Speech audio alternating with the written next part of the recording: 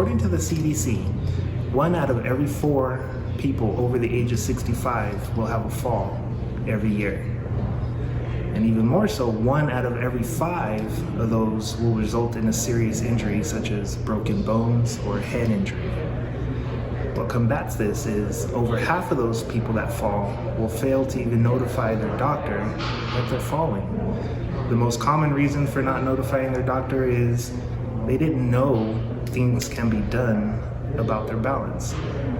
Well, I'm here to let you know that there are lots of things that can be done for balance. Falls occur for many reasons. There can be lower body weakness, stiffness, tightness, or pain in the lower back, to the hips, to the knees, to the ankle, or to the feet, or polyneuropathies, or numbness and tingling to the hands and feet. What about vision deficits or side effects from medications? Those are all things that a part of a comprehensive physical therapy evaluation can look at and help to determine what is the source of the balance or what's causing the falls. Here behind me, I have one of our tools, and it's called the Biodex Balance System. With this machine, we're able to not only precisely measure a patient's balance and determine their fall risk, but we can also use this machine to do exercises to help rehabilitate or restore a person's ability with balance in order to reduce their risk of falls and get them back to independent living again. So let's see how it works. So there's 3 main components to balance. The main component is vision. So we're constantly scanning the horizon, and that tells our brain which way is up and how we're oriented.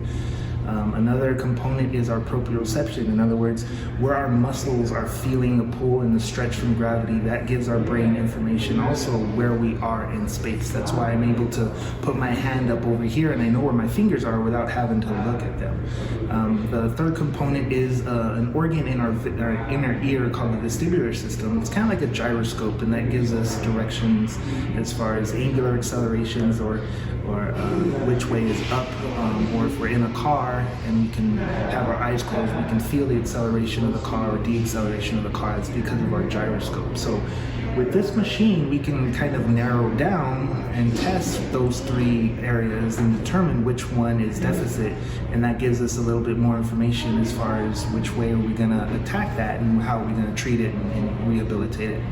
So here, we're going to start with a simple setup. I position her feet where I want them to go, and we're going to do 4 different tests. The first one is she's going to have her eyes open, so we're testing how appropriate her vision is. Then we're going to have her close her eyes, obviously getting rid of her vision. That way we can test how good her vestibular system is, or her inner ear, and her proprioception, or how well those muscles are getting her brain information about where she is in space. Her job is to stand perfectly still. Nothing shakes, nothing moves, nothing crazy happens. I'm just measuring her ability to stand as still as she possibly can for 30 seconds. And then I can take that information and compare it back to other people her same age and her same height to give us an impairment rating, or how good or bad is her balance compared to other people her same age and her same height. This is the detailed information that we get back. You can see here, this little triangle demonstrates that this individual was in the green, which is where we want them to be according to their age and their height. If they are deficit in any ways, then we know that's one area that we need to help improve upon. So this not only gives us a good feedback on how their score is, but where their deficit according to their levels in relation to normative data. If we look down at the bottom, I can also have good feedback as far as where are they weight shifting or where are they loading. This individual happens to favor their left leg, so for whatever reason, they don't either trust their right leg or they're having pain with their right leg. And that's why they're shifted over to the left. So this is another thing that we can try to work on to get them to trust their right foot or their right leg a little bit more. So once we determine a reason or part of the problem or which component is lacking from the testing, we can actually then use this same machine to do some exercises to rehabilitate that balance deficit, right? So if we look at this one's called limits of support or limits of stability. We're gonna hit start. her job, she's the little black cursor. I'm not sure if you can see that, but her job is to use her body weight, to shift her body weight in order to move that cursor to where the greenish dot is turning red. And so by doing this, she's having to weight shift. She's having to really go outside what might be her comfort zone. And that's one of the ways that we can challenge her comfort zone and expand her comfort zone to make her a lot more stable. Once she gets pretty good at this, and I can see how well she's doing from a percentage wise, once she gets the hang of this, then we can make things more challenging by spreading those discs out little by little. Another treatment that we can do is a maze. Follows the same principle. She's using her weight to shift her weight and move the cursor on the screen. So if we come in closer here, this one, she's gonna touch the blinking red dot and she's gonna go around the outside of the maze, which can be quite challenging even in the easy phase. But again, as she gets more competent at doing this, then we can just make it increasingly more difficult. And I'll show you how. If we put it there, we can make it a lot more difficult, or medium difficulty, or back to the easy level. Not only that, but if we look back down at her feet, what she's doing right now is what we call a static force plate. I can actually make that force plate move. It's going to start to move.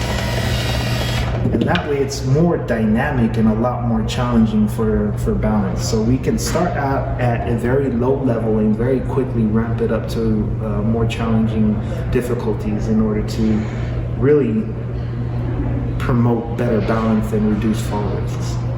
All right, so those first two training regimens can get a little mundane. So especially for the younger population, we can even have them a little bit more fun and enjoyable by just doing this interactive game. So if you zoom in here, we're gonna play a little catch. So the goal to this one is random. We're gonna do, let's see, easy. The goal to this one is exactly the same as before. She's gonna shift her weight to where the target is. When she hits the target, the ball's going to be thrown. When the ball is in the air, she's got to shift to the target in order to catch the ball. And again, right now, it's on easy. If we make it more challenging, that target's going to be a lot more spread out. If I hit this button right here, I can make that force plate start to move again, which of course increases the difficulty greatly on it. But this is another fun and kind of a fun and challenging way that we can promote and produce better results with balance training also. The last thing I want to talk about the Biodex Balance System is it's not only for people that are at an elevated fall risk. It's not only for our older population, but what if you had surgery on your ankle or surgery on your knee or your hip and your doctor informed you, hey, I only want you to partially weight bear through your right leg for 6 weeks. Well, after those 6 weeks are up, they might have a hard time going back to trusting that leg or feeling confident in putting weight on that leg. That's another thing that we can really hone in and see exactly how much weight are they distributing to both limbs. Are they leaning too far forward? Are they leaning too far back? So with this one, I can measure exactly how much weight percentage they're putting not only from left to right, but front to back. And so this is a very useful tool in rehabilitating post-surgical issues, or also those that just don't trust their left leg, for instance, if it happens to give out on them quite often. So like I mentioned before, there's a lot of components that are involved to rehabilitating someone's balance. It's not just as simple as, oh, I have bad balance and so be it. No, we can definitely train that and do exercises that can get the balance better. But sometimes it is just needing a little bit of strengthening or flexibility. And we can definitely take a look at that also. If there's vision issues or vestibular issue, we can definitely help to treat that as well. Or realistically, what it is we do a little bit of all of the above, and the result is balance is a whole lot better.